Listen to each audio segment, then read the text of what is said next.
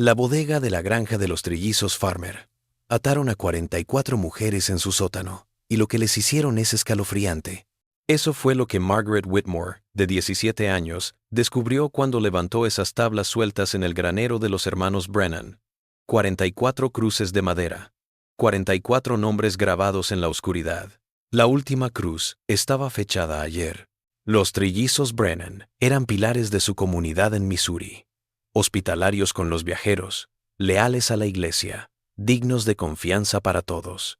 Pero debajo de su granja se encontraba un horror que había estado madurando durante años. Las mujeres desaparecían en los pueblos de Ozark.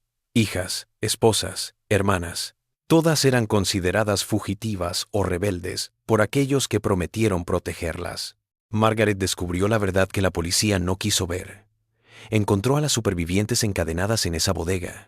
Descubrió los cuerpos enterrados en los campos. Pero cuando intentó hablar, todo el sistema se abalanzó sobre ella. El sheriff, el juez, incluso su propio padre, guardaron silencio ante la justicia. ¿Cómo se combate el mal cuando el mundo entero se confabula para defenderlo? ¿Cuántas más morirían antes de que alguien escuchara? La rueda del vagón se rompió con un crujido de huesos y Margaret Whitmore se tambaleó contra el hombro de su padre.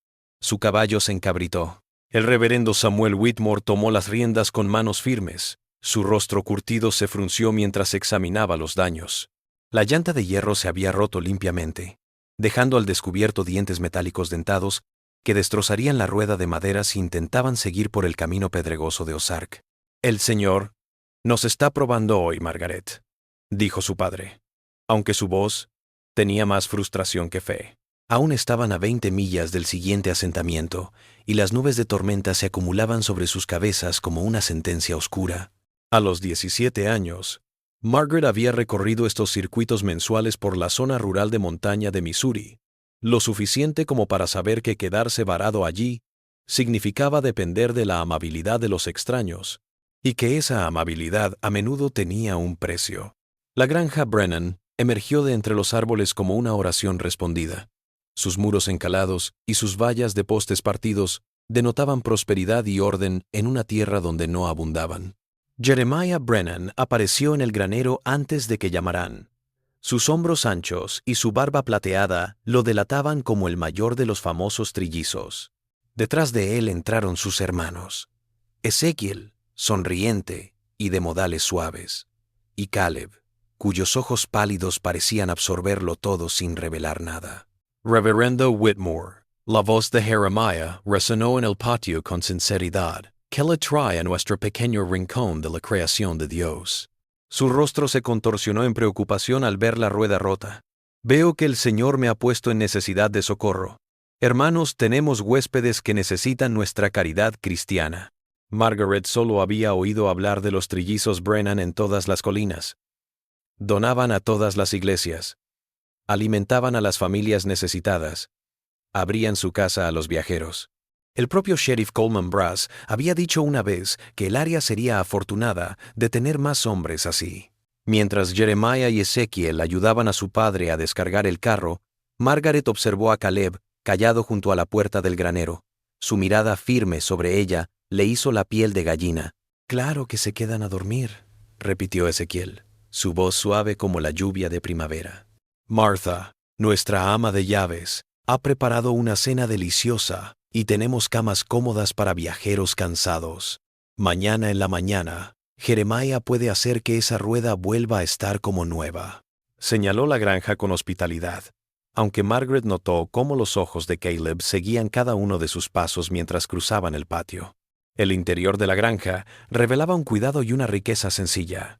Suelos de madera pulidos, muebles sencillos pero robustos, y textos religiosos expuestos en estanterías y mesas.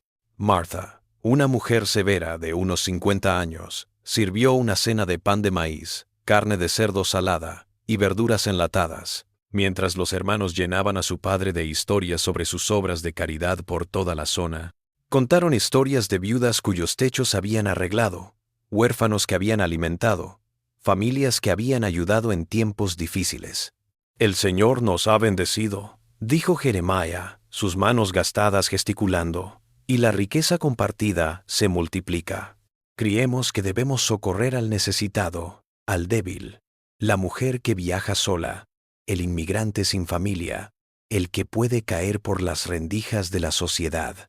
El tenedor de Caleb se detuvo contra su plato cuando su hermano mencionó mujeres indefensas, aunque su rostro no se movió. Algo en ese silencio momentáneo le envió hielo por las venas, aunque no podía decir por qué. Cuando su padre comenzó uno de sus acostumbrados sermones sobre la parábola del buen samaritano, se excusó y salió a tomar aire, porque el calor de adentro la mareó.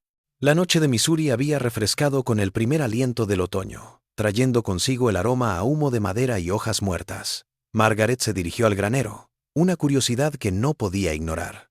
La casa parecía más grande en la oscuridad, sus tablas desgastadas plateadas a la luz de la luna.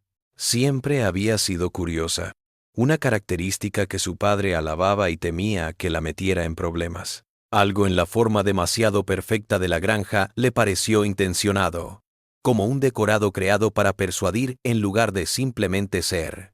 La puerta del granero estaba entreabierta, mostrando oscuridad dentro. Margaret la abrió más, la luz de la luna inundando balas de heno y aperos de labranza colocados con precisión militar. Pero al entrar en el espacio, su pie chocó con algo que no debería estar allí. Una tabla suelta, que se movió bajo su peso con un sonido hueco que decía mucho sobre el espacio vacío de abajo. La curiosidad pudo más que la prudencia. Margaret se arrodilló junto a las tablas sueltas. Se pusieron en pie con facilidad, como si las hubieran movido muchas veces, y dejaron al descubierto escalones de madera que descendían hacia la oscuridad total. El olor que emanaba de abajo le encogió el estómago. Una combinación de aguas residuales, cuerpos sucios, infección y algo más que no pudo nombrar, pero que reconoció instintivamente como el hedor del miedo. Margaret buscó a tientas la lámpara de petróleo que colgaba al lado de la puerta del granero y la encendió con cerillas de su bolsillo, con las manos temblando. La luz arrojó sombras danzantes escaleras abajo. Cada paso en la madera vieja crujía bajo sus pies como un disparo en el silencio sofocante. La bodega se abrió ante ella como una escena del Apocalipsis, un lugar que gritaba un sufrimiento tan intenso que parecía haberse filtrado en las piedras. Docenas de objetos femeninos yacían esparcidos en el suelo de tierra, como restos de vidas interrumpidas. Cintas para el cabello de colores desvanecidos, joyas ennegrecidas por el tiempo y el descuido, pedazos de ropa desgarrada y sucia hasta quedar irreconocible. Pero fue la pared del fondo lo que le cortó la respiración y le hizo temblar la lámpara en la mano. 44 cruces de madera, cada una no mayor que su mano, alineadas en filas como un cementerio para los condenados. Cada cruz grabada con tosca exactitud. Mary Sullivan, Ruth Freeman, Elizabeth Morrison. Nombres que contaban historias de mujeres reales que una vez respiraron, esperaron, temieron. Las fechas seguían a los nombres. Algunas tenían 5 años, otras eran alarmantemente recientes. La cruz más reciente, su madera aún pálida por el tallado reciente, fechada ayer, y con un nombre que heló la sangre de Margaret, Bridget Alley. Pasos en el granero de arriba la llenaron de terror. Margaret apagó la lámpara y se apretó contra la pared de la bodega, mientras unas botas pesadas resonaban arriba. Entre las tablas sueltas, vio el rostro pálido de Caleb Brennan observándolo desde abajo, sus ojos brillando en la tenue luz de la luna que se filtraba en el granero, como los de un depredador. Por un momento que pareció una eternidad, sus ojos se encontraron a través de las grietas en el suelo de madera. Entonces él sonrió, una sonrisa sin calor, sin humanidad, que validó cada instinto que había estado gritando desde el momento en que llegó. Margaret se quedó quieta hasta que sus pasos se alejaron. Entonces, con piernas temblorosas, subió los escalones de la bodega. Sustituyó las tablas sueltas por manos temblorosas como hojas de otoño, su mente tratando de registrar el horror que había visto. Los hermanos Brennan, pilares de la comunidad, benefactores, amigos leales, eran monstruos disfrazados de caridad cristiana. Y ahora, Caleb sabía que ella había visto su monstruo.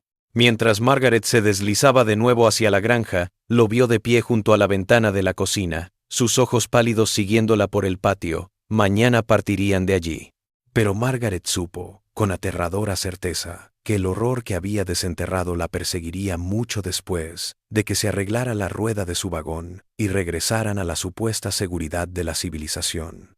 La pregunta que la perseguiría en sus sueños no era lo que los hermanos Brennan habían hecho a 44 mujeres, sino cuántas más morirían antes de que alguien creyera lo increíble. Las manos de Margaret temblaban al intentar servir el café de la mañana a su padre. El recuerdo de aquellas 44 cruces ardiendo tras sus párpados como brasas apenas había dormido. Cada ruido en la granja la hacía preguntarse si Caleb Brennan vendría por ella. Cuando finalmente encontró el coraje para decirle a su padre lo que había aprendido, su respuesta fue rápida y destructiva.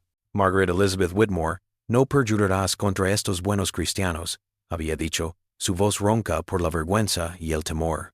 Lo que crees que viste en la oscuridad fue tu imaginación jugando contigo. Los hermanos Brennan son piedras angulares de esta comunidad. Pero Margaret sabía lo que había visto. Y lo que es más importante, sabía lo que significaba.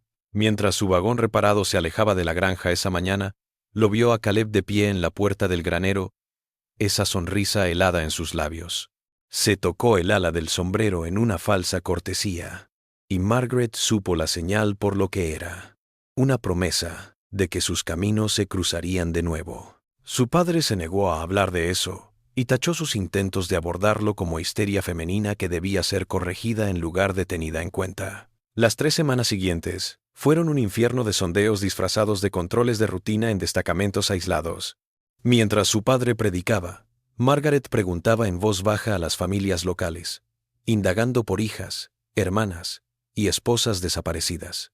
Lo que encontró le heló la sangre. Los hermanos Brennan no solo habían estado asesinando mujeres, sino que habían estado cazando a las personas más vulnerables de la sociedad, aquellas cuyas desapariciones serían pasadas por alto o ignoradas. En Peeneridge conoció a los Sullivan, cuya hija Mary había desaparecido 2 años atrás, mientras se dirigía a la granja de al lado para ayudar en un parto difícil. El sheriff Brass dijo que probablemente había huido con algún viajero, dijo la señora Sullivan a Margaret, sus ojos vacíos por un dolor que nunca se le había permitido expresar. Dijo que las muchachas como Mary, con la cabeza llena de ideas románticas, no piensan en la vergüenza que causan a sus familias. Pero Mary no era esa clase de chica, señorita.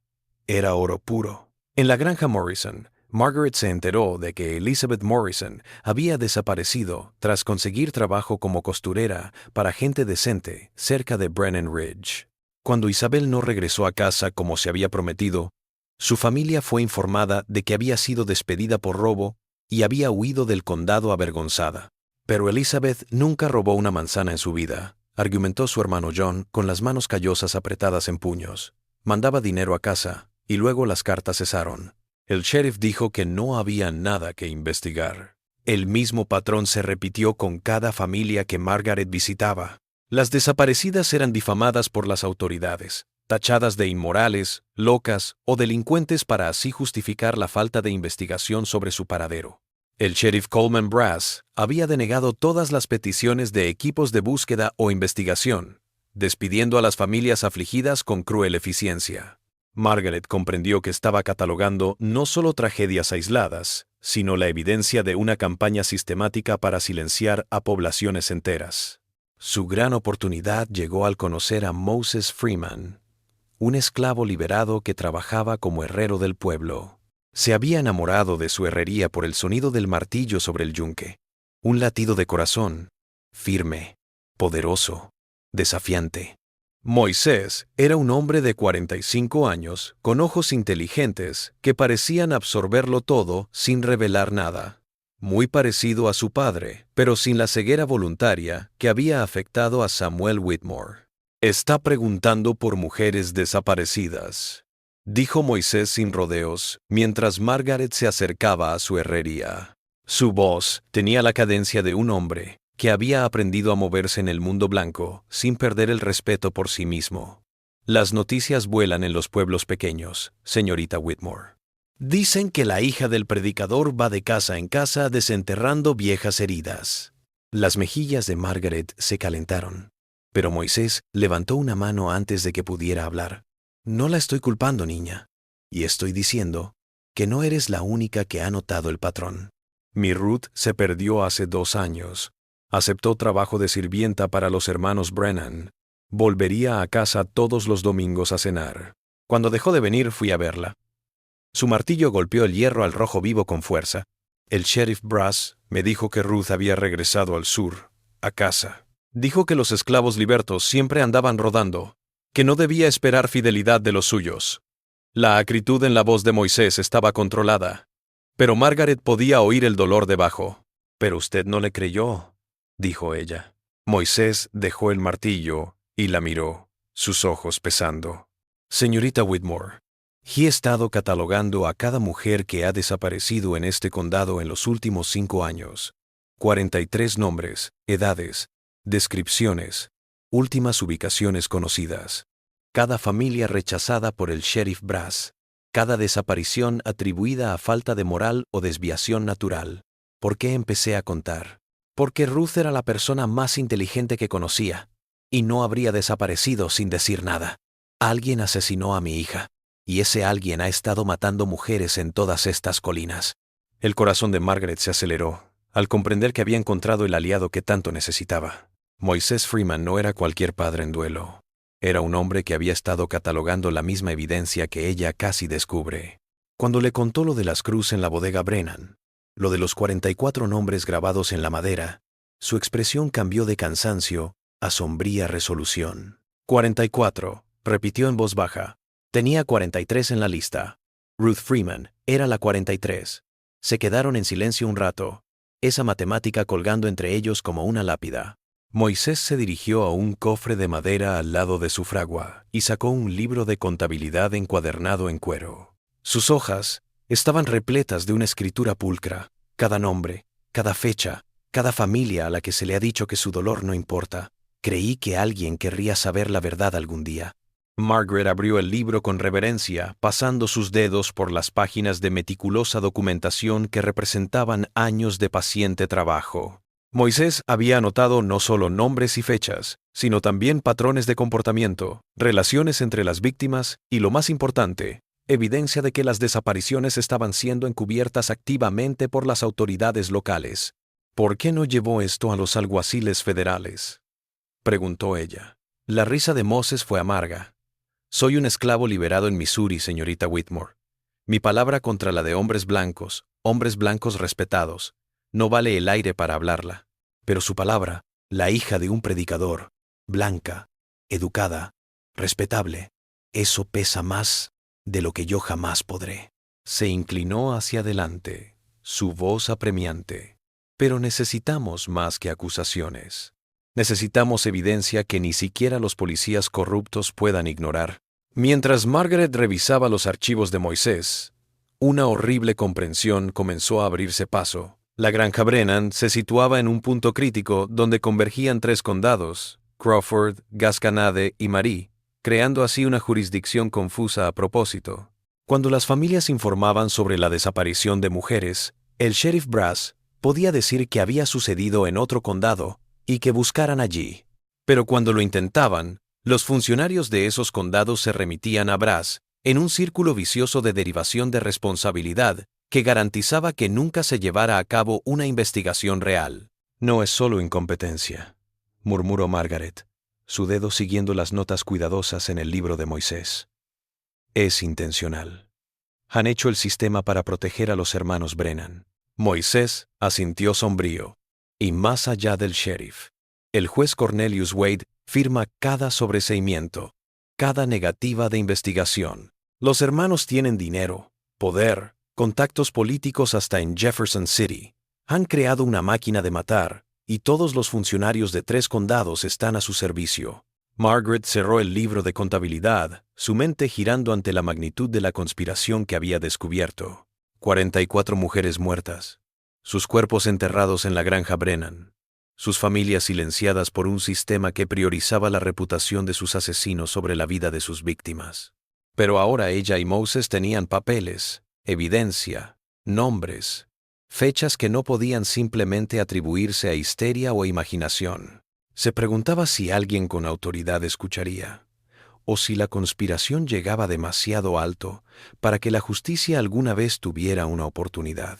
El plan de Margaret y Moses surgió de la desesperación y la rabia justa. Harían una vigilancia nocturna en la granja Brennan y reunirían pruebas que ni siquiera los policías más corruptos podrían ignorar. Moisés había forjado una herramienta en su taller, una varilla fina de hierro para espiar a través de las ventanas del sótano sin ser visto. Margaret había sustraído los prismáticos de su padre, justificando el robo como algo necesario para la obra de Dios, aunque dudaba que el Todopoderoso aprobara sus métodos, por mucho que bendijera su causa. 3 noches de vigilancia mostraron patrones que congelaron a Margaret hasta la médula. Los hermanos operaban con precisión metódica, rotando en las tareas. Jeremiah hacía el trato, reuniéndose con hombres engalanados que llegaban en vagones cubiertos e intercambiando dinero por carga humana. Ezequiel controlaba la manipulación psicológica, tranquilizando a las mujeres aterrorizadas y convenciéndolas de confiar en sus captores. Pero fue Caleb el más peligroso, acechando la propiedad como un depredador y repartiendo castigo con eficiencia salvaje. En la 4ª noche, vieron algo que perseguiría a Margaret por el resto de su vida. Una chica de cabello castaño rojizo y acento irlandés llegó a la granja en la parte trasera de un vagón de comerciantes, sosteniendo una carta que prometía trabajo honesto y salario justo. Margaret la reconoció por la descripción de Moisés. Bridget Ali, la inmigrante de 19 años, cuya cruz había visto en la bodega, muerta ayer cuando Margaret vio el horror por primera vez. Pero Bridget Ali no estaba muerta. Estaba muy viva, y iba a ser la víctima número 45 del mal sistemático de los hermanos Brennan. Margaret observó con horror cómo Ezequiel recibía a Bridget con su habitual amabilidad, proporcionándole comida y alojamiento mientras le contaba la oportunidad que tenía. La joven estaba aliviada. Había estado vagando durante semanas, durmiendo al aire libre y hambrienta, desesperada por la seguridad y la dignidad que los hermanos le ofrecían. «Tenemos que hacer algo», susurró Margaret a Moses, que estaba a su lado en la hierba alta que bordeaba la granja. Su mandíbula estaba tensa, con la misma rabia e impotencia que la devoraba. «No podemos quedarnos de brazos cruzados mientras se llevan a otra mujer inocente». La respuesta de Moisés fue apenas un susurro, pero estaba cargada de sombría resolución. «No podemos ayudarla si nos matan, señorita Margaret, pero tal vez podamos salvar a las demás». Hizo un gesto hacia las ventanas del sótano, por donde se filtraba una luz tenue. «Mire, ahí está. Ella no está sola». Margaret se acomodó los prismáticos y jadeó. Por las ventanas sucias del sótano, pudo ver a Bridget siendo arrastrada por los escalones de madera y otras formas acechando en la oscuridad. Otras mujeres, vivas, prisioneras, en espera de rescate o de muerte.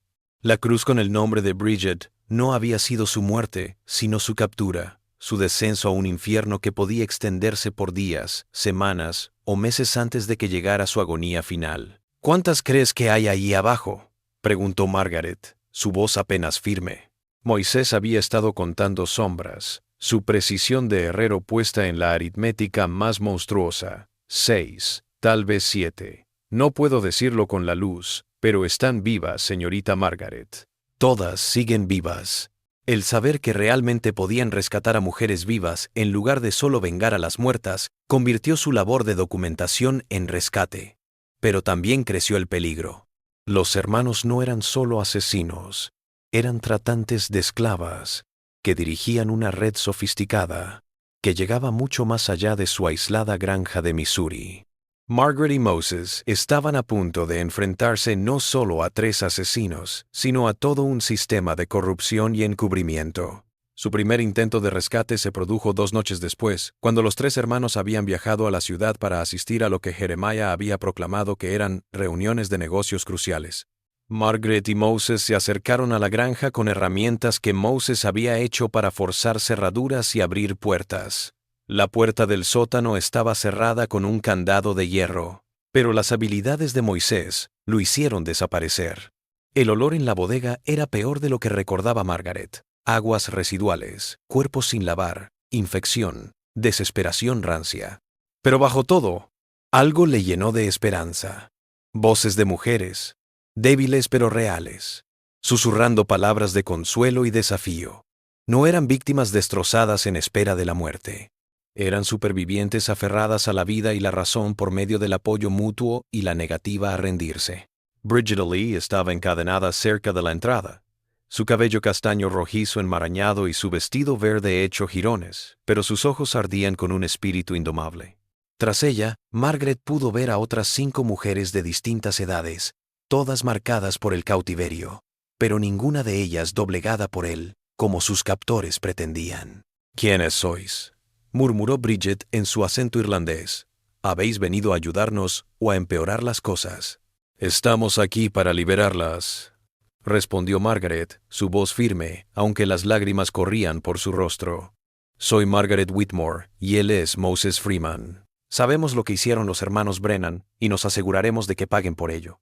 Liberar a 6 mujeres de sus ataduras en silencio resultó ser más complicado de lo que Margaret había imaginado. Cada reclusa estaba encadenada con distintas restricciones, algunas de ellas con marcas de reiterados intentos de fugas salvajemente castigados.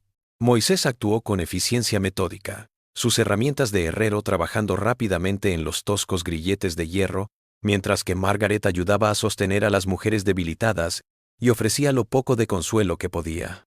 Pero cuando estaban a punto de sacar a las mujeres rescatadas de la bodega, el desastre se abalanzó con furia. El ruido de cascos en el patio de arriba le heló la sangre a Margaret. Los hermanos habían vuelto temprano de la ciudad. La luz de sus linternas ya danzaba sombras en el suelo del granero. Margaret y Moses estaban atrapados en la bodega con 6 mujeres traumatizadas y con la decisión imposible de intentar una fuga casi segura de muerte para todos, o permanecer ocultos y esperar que los hermanos no los encontraran. La voz de Caleb Brennan rasgó la noche. «Algo está mal. La cerradura está rota». Sus pies se movieron por el suelo del granero con certeza depredadora, y Margaret se dio cuenta de que estaba rastreando sus movimientos como un depredador nato. En un momento, su rostro pálido apareció en la cima de las escaleras del sótano, su sonrisa gélida extendiéndose como veneno al ver al grupo acurrucado abajo. «Vaya, vaya», dijo, su voz ronroneando como un gato que había acorralado a más de un ratón a la vez. «La señorita Margaret Whitmore y su amigo negro están aquí, y han estado acosando a nuestras invitadas». Bajó las escaleras lentamente, disfrutando del miedo que causaba su presencia, con las voces de sus hermanos arriba discutiendo qué hacer. Moisés se puso frente a Margarita y las mujeres liberadas, su martillo de herrero en la mano. «Suelten a estas mujeres, Brennan. Esto se acaba esta noche». La risa de Caleb sonó como cristales rompiéndose. «Sí, se acaba esta noche, pero no como usted esperaba». Se sacó una pistola de debajo de la chaqueta, su acero brillando bajo la luz de la linterna. «Nos ha causado muchos problemas, señorita Whitmore. Nos ha costado tiempo, dinero y buena reputación que necesita compensación». La batalla que siguió quedaría grabada en la memoria de Margaret para siempre. Moisés se abalanzó sobre Caleb con desesperado valor, recibiendo un disparo en el hombro, pero consiguiendo arrancar la pistola de la mano del asesino. En el caos que se desató, Margaret y las mujeres liberadas treparon por las escaleras del sótano, mientras que Moses luchaba con Caleb en la oscuridad de abajo. Cuando llegaron a la superficie, Jeremiah y Ezekiel estaban allí con rifles, pero la noche era su aliada. Margaret guió a las mujeres en la oscuridad hacia el pozo minero abandonado que habían elegido como escondite. Su corazón se rompía al oír el grito de agonía de Moses detrás de ellas. Habían salvado a 6 mujeres inocentes, pero el precio se hacía evidente. Moisés Freeman, el hombre cuyo valor y archivos habían hecho posible su misión, ahora luchaba por su vida contra monstruos que no tenían piedad por aquellos que se atrevían a enfrentarlos. El pozo minero abandonado se convirtió en santuario y prisión para Margaret y las 6 mujeres rescatadas. Ocultas entre los puntales de madera y la maquinaria abandonada de la mina, se acurrucaron juntas en la oscuridad, oyendo la cacería acercarse a través de las colinas de Missouri. Los hermanos Brennan habían llamado a todos sus contactos, los ayudantes del sheriff Brass, los hombres de la milicia local, incluso voluntarios locales que pensaban que estaban persiguiendo criminales peligrosos en lugar de encubrir un asesinato en serie. Las manos de Margaret temblaban mientras trataba las heridas de las mujeres rescatadas, rasgando trozos de su enagua para vendar cortes y abrasiones que contaban historias de abusos repetidos. Bridget Lee Ella misma, traumatizada, se había convertido en la líder entre las supervivientes. Su acento irlandés suave pero firme susurraba palabras de consuelo a las demás. «Estamos vivas», repetía como una oración. «No nos mataron, y estamos vivas». Pero el corazón de Margaret se rompía con cada hora. Moses Freeman no había abandonado el cobertizo y el humo que se elevaba desde la granja Brennan indicaba que los hermanos estaban destruyendo pruebas con diligencia. Cuando realizó la arriesgada acción de llevarse a las mujeres a un lugar seguro, había dejado atrás al único hombre que había tenido el valor de registrar sus delitos y luchar por la justicia. El peso de la decisión amenazaba con romper su espíritu. El segundo día de escondite. El desastre llegó desde donde menos lo esperaba. El propio sheriff Coleman Brass se presentó en la boca de la mina, su placa brillando al atardecer y su mano descansando sobre la empuñadura de su revólver. Detrás de él venía el alguacil federal adjunto Frank Collins, cuya presencia debería haber sido reconfortante, pero cuyo rostro gélido decía lo contrario. Margaret se dio cuenta con horror de que la corrupción subía más de lo que imaginaba. «Señorita Margaret Whitmore», gritó el sheriff Brass en la noche, su voz fingiendo preocupación sin convencer a nadie. «Vos y tus compañeras, afuera ahora. Hay cargos pendientes. Agresión a ciudadanos respetables, robo de bienes, incitación a la violencia racial. Pero si se rinden en paz, creo que podemos negociar». Margaret no confiaba en las palabras de Brass, pero las mujeres que habían sido rescatadas se debilitaban por el hambre y la exposición, y algunas mostraban signos de infección en sus heridas sin tratar. Cuando le confió sus temores a Bridget, la irlandesa reaccionó con fiereza. «Mejor morir libres que vivir como sus esclavas», dijo. «Sabemos lo que nos harán si regresamos». Pero los miedos de Margaret se hicieron realidad cuando el alguacil adjunto Collins dio un paso adelante y reveló su verdadera razón de estar allí. «Señorita Whitmore, tengo órdenes de arresto para usted por conspiración criminal, asalto con armas mortales e incitación a la rebelión de esclavos. El negro Moses Freeman ha confesado que la desvió con falsas acusaciones contra los hermanos Brennan. Confesó que su supuesta documentación fue falsificada para resolver quejas personales. La mentira la abofeteó. Moisés nunca se habría retractado de su testimonio jurado, lo que significaba que lo estaba muerto y estaban usando su nombre para justificar su persecución, o lo estaban torturando para obtener falsas confesiones. Cualquiera de las opciones la enfureció, la frustró. El sistema que ella había esperado reformar estaba podrido hasta la médula, con la propia autoridad federal coludida con el poder de los hermanos Brennan. El intento de Margaret de poner a las mujeres rescatadas en el estrado como testigos se vino abajo cuando el sheriff Brass declaró que las 6 serían acusadas de prostitución, vagancia y falso testimonio contra ciudadanos respetables. Estas pobres mujeres han sido descarriadas por pensamientos radicales del norte, declaró su voz con autoridad practicada. Les han lavado el cerebro para que declaren cosas absurdas en contra de hombres que les estaban tendiendo una mano para que consiguieran un trabajo digno. Es un triste comentario sobre cómo los agitadores externos pueden pervertir las mentes ingenuas de los susceptibles. Y la eficacia de esta estrategia se hizo evidente cuando Margaret vio cómo reaccionaba la gente a su arresto. Las mismas familias que habían llorado a sus hijas desaparecidas ahora daban la espalda mientras las mujeres rescatadas eran desfiladas encadenadas por la ciudad. La historia estaba bien construida. Margaret era una joven loca, influenciada por los extremistas abolicionistas, y Moses Freeman era un antiguo esclavo vengativo que quería castigar a sus benefactores blancos. La sala del tribunal de Cornelius Wade se transformó en un escenario de injusticia premeditada, donde la verdad misma estaba siendo enjuiciada. Margaret se dio cuenta de que Wade no solo era corrupto, sino que también era el cuñado de Jeremiah Brennan, lo que explicaba la sincronización entre el sistema judicial y los sicarios que protegía.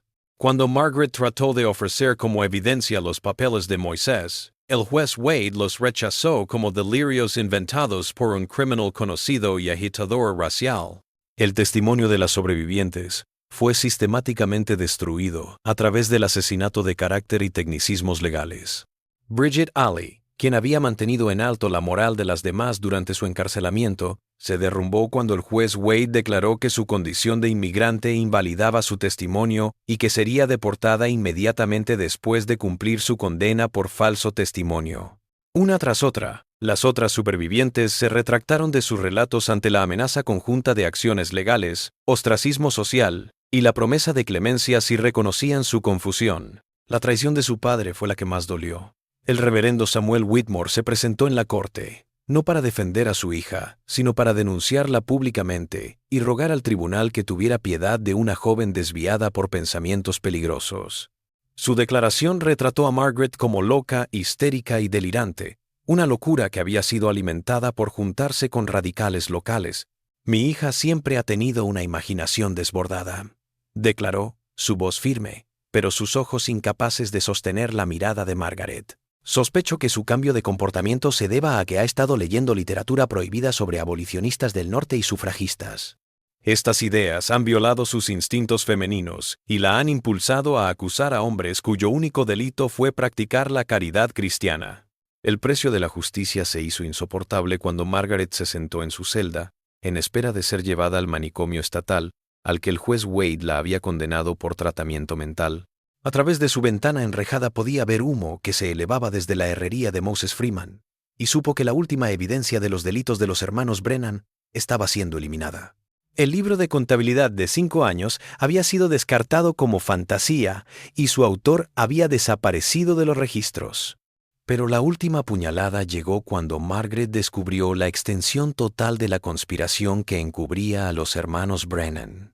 El alguacil adjunto Collins informó sin piedad que la red de trata se extendía más allá de Missouri, con compradores y vendedores en Kansas City, St. Louis, Nueva Orleans y tan al este como Chicago. La granja Brennan era solo un punto en una red que generaba millones en ganancias para todos, desde funcionarios locales hasta alguaciles federales, jueces y políticos, cuyas campañas habían sido patrocinadas por el negocio del dolor. ¿En serio creyó que podría derrotar algo así?, preguntó Collins, his voice filled with surprise at her naivete. Señorita Whitmore, usted tropezó con una operación que involucra a algunos de los hombres más poderosos del estado. ¿De verdad pensó que iban a permitir que la hija de un predicador y un esclavo liberado arruinara décadas de cuidadoso trabajo?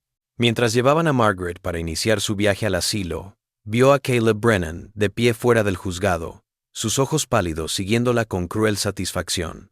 Se tocó el ala del sombrero con el mismo saludo burlón que le había hecho esa mañana en la granja. Y Margaret supo que estaba disfrutando no solo su derrota, sino su aniquilación. El asesino de 44 mujeres no solo había eludido la justicia, sino que había logrado volver el sistema en contra de aquellos que osaban buscar la verdad. Lo último que vio Margaret antes de que se cerraran las puertas del vagón del manicomio fue a Bridget Alley siendo arrastrada a otro transporte, su espíritu finalmente quebrado, al darse cuenta de que contar la verdad solo había causado más dolor. Ahora Margaret entendía todo el horror contra el que habían estado luchando. No solo el mal en un individuo, sino un sistema tan pervertido que la justicia misma se había vuelto imposible, y la verdad se había convertido en la mentira más peligrosa de todas. La huida de Margaret del furgón del manicomio no fue obra suya, sino de poderes que jamás imaginó hallar en el corrupto sistema judicial de Missouri. Mientras el carro que la conducía a lo que sabía que sería prisión de por vida se movía a tirones por el camino cubierto de baches, hombres armados surgieron de la arboleda como ángeles vengadores. Pero estos no eran aliados de los hermanos Brennan, eran alguaciles federales, en la nómina de Washington, dirigidos por una mujer de rostro severo que inspiraba respeto y temor a primera vista. Emma Goldman llegó con la eficiencia enérgica de una persona acostumbrada a operar en campo de batalla. Era una periodista de investigación con fama de revelar la corrupción en los más altos niveles del gobierno, y el de Margaret le había llegado a través de vías que los conspiradores locales jamás habrían imaginado. La red de Goldman incluía abolicionistas, defensoras de los derechos de la mujer y funcionarios federales que se habían alarmado ante las noticias de anarquía planificada en todo el territorio de Missouri. Señorita Whitmore, dijo Goldman mientras los alguaciles federales liberaban a Margaret de sus ataduras. Las cartas que su padre había intercambiado con las autoridades eclesiásticas de Jefferson City contenían información que probablemente creyó que la desacreditaría. En cambio, reafirmaron tendencias que hemos estado viendo en todo el país. Ha tropezado con algo mucho mayor que una conspiración de asesinato local. La cara de Goldman estaba marcada por años de peleas imposibles. Sus ojos poseían la misma determinación que había impulsado a Margaret a buscar justicia contra todas las probabilidades. El viaje a St. Louis se convirtió en la puerta de entrada de Margaret al mundo de la red contra el que había estado luchando. Goldman relató que la red Brennan era parte de un sistema regional de trata que había surgido al final de la Guerra Civil, aprovechándose del caos de la reconstrucción para victimizar a los más vulnerables. Los agentes federales habían estado siguiendo casos similares en Arkansas, Kansas y Tennessee, pero la corrupción local había hecho imposible conseguir una condena hasta que los documentos de Margaret unieron las piezas faltantes. El libro de contabilidad de Moses Freeman sobrevivió, le dijo Goldman mientras su carruaje se dirigía a la ciudad. Antes de morir pudo ocultar su documentación en un lugar en el que solo usted podría pensar en buscar. Bajo la lápida de su hija Ruth en el cementerio de color a las afueras de la ciudad. Los agentes federales lo capturaron hace 2 días y ha aportado evidencia de delitos que involucran a decenas de funcionarios en 5 estados. La noticia de la muerte de Moses le llegó a Margaret como una bofetada, pero lo que Goldman reveló a continuación dio un rayo de esperanza en medio de la agonía. No murió en esa bodega, señorita Whitmore. Moses Freeman llegó para declarar ante investigadores federales, y su testimonio ha abierto la mayor investigación criminal en la historia de Missouri. El hombre que creyó que había dejado atrás logró revelar toda la red antes de morir por sus heridas. En St. Louis, Margaret descubrió que su historia ya se estaba convirtiendo de un escándalo local en una indignación nacional. El primer artículo de Goldman en el St. Post-Dispatch de St. Louis había sido retomado por periódicos de todo el país, y la evidencia verificada y el testimonio de los sobrevivientes habían provocado una indignación pública que los funcionarios corruptos ya no podían ignorar. La sala federal del tribunal era un mundo diferente al que Margaret había conocido en la sala corrupta del juez Wade. Aquí, la evidencia se pesó en lugar de descartarse. Los testigos fueron protegidos, no intimidados. Y todo el poder del gobierno federal se lanzó sobre la red de corrupción que había protegido a los hermanos Brennan durante tanto tiempo. El testimonio de Margaret ante una sala repleta de espectadores y grabado por taquígrafos para su difusión por todo el país se convirtió en la pieza central de un caso que reveló tanto los asesinatos en la granja Brennan como la conspiración encubridora que los había hecho posible. Ella habló por Moses Freeman, cuya voz había sido silenciada, pero cuyos documentos sobrevivían como testimonio. Habló por las 44 cruces que había destapado en esa horrible bodega. Y habló por las sobrevivientes que habían encontrado el valor de declarar a pesar de décadas de trauma e intimidación. Pero el punto de inflexión llegó cuando Bridget Alley, que había sido detenida antes de ser deportada, tomó el estrado con una fuerza que sorprendió a todos en la sala. La inmigrante irlandesa que había sido silenciada por las intimidaciones del juez Wade había encontrado su voz y su descripción de las actividades de la red de trata corroboró pruebas de varios estados. Nos dijeron que no éramos nada, dijo Bridget, su acento fuerte mientras se enfrentaba a la sala llena. Nos dijeron que nadie nos creería, que a nadie le importaría si viviéramos o muriéramos. Pero a Margaret Whitmore le importó. A Moses Freeman le importó. Y ahora todos ustedes están aquí, escuchándonos, sabiendo que somos lo suficientemente importantes como para luchar. La investigación federal destapó la conspiración en la que Margaret se había topado. Los hermanos Brennan no eran simples asesinos locales. Eran corredores locales en una red que abarcaba desde Nueva Orleans hasta Chicago, vendiendo mujeres cautivas a burdeles, campos de trabajo forzado y compradores privados en los territorios fronterizos.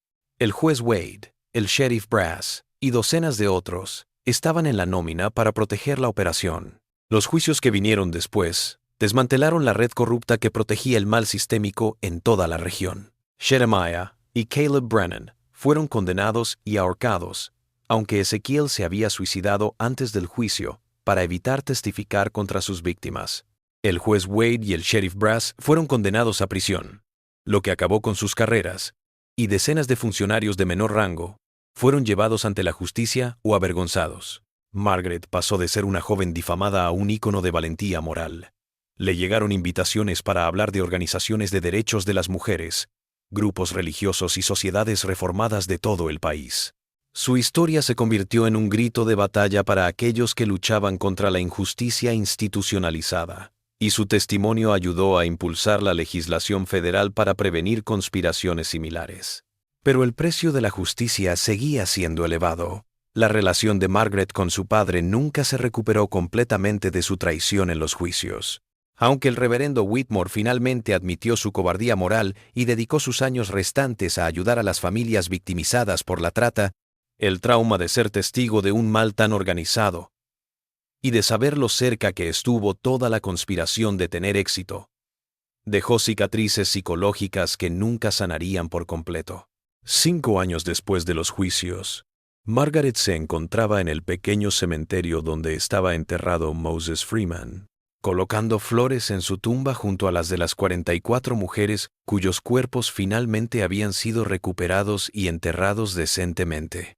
La federal había identificado a todas las víctimas, regresado sus restos a sus familias cuando era posible y grabado sus nombres, no como números olvidados, sino como personas cuyas vidas importaban y cuyas muertes exigían justicia.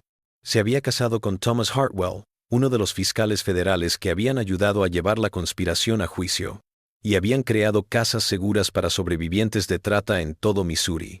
Su labor continuó la que había iniciado en aquella horrible bodega debajo del granero Brennan, garantizando que las mujeres vulnerables estuvieran protegidas, que se escuchara su voz, y que su vida importara en una sociedad que con demasiada frecuencia ignoraba su sufrimiento.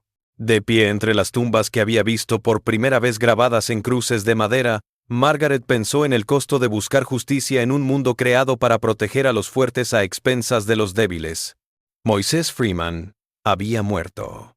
Las sobrevivientes habían pagado con años de trauma, y ella había pagado con su inocencia, con su fe en el sistema que se suponía que protegía a los más vulnerables. Pero también habían ganado algo: la conciencia de que el mal podía ser revelado y derrotado cuando la gente se atrevía a decir la verdad al poder. Las 44 cruces en esa bodega habían sido señalizadores de vidas perdidas. Pero las 44 tumbas en este apacible cementerio hablaban de algo más: la realidad de que toda vida importa y que el silencio ante el mal sistemático nos hace a todos cómplices en su continuación.